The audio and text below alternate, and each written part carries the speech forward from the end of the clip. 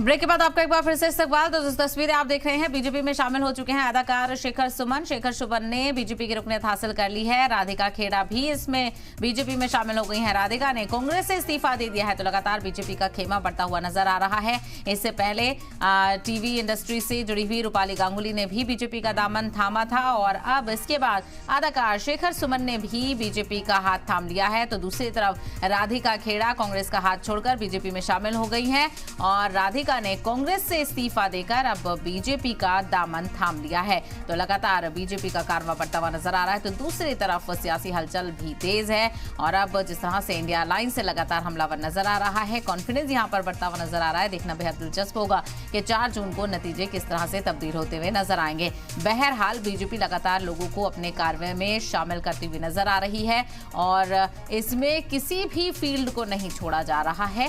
TV industry हो, film industry हो, वहां से भी लोग लगातार बीजेपी में जुड़ते जा रहे हैं।